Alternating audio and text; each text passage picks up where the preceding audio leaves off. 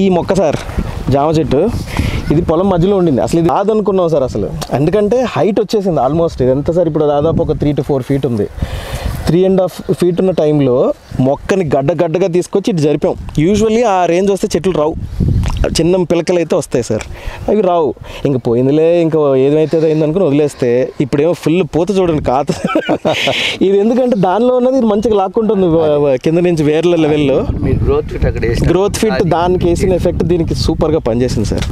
ఇంతకుముందు అంటే ఈ మొక్క వయసు వచ్చి 3 సంవత్సరాలు sir. Hybrid typical Ganga Bhavani బొండాలు 3 ఏళ్ళ నుంచి, అంటే ఐడియలీ ఈ హైట్ ఇంతవరకు వచ్చిన వరకు టకటక వచ్చేయాలి పూత. లాస్ట్ ఇయర్ పూత వచ్చింది, ఏమీ నిలవలేదు సార్, అన్నీ జారిపోయి కింద పడిపోయినాయి. ఈ మొన్న గ్రోత్ ఫిట్ అంతా వేసిన తర్వాత రీసెంట్ అబ్జర్వేషన్ ఏంటంటే, బాగా వెరీ ప్రామినెంట్ అబ్జర్వేషన్ ఏంటంటే, వచ్చిన గెల బాగా నిలబడింది. ప్రతి గెల్లోనూ పిందెలు నిలబడ్డాయి సార్. అండ్ షైన్ ఇంకోటి కూడా వస్తుంది చూడండి తాజాగా పైన, పూత చాలా బాగుంది.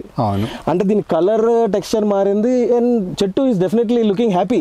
అది బాగా కనబడుతుంది, అదే ఫ్రెష్గా ఉన్నాయి చూడండి.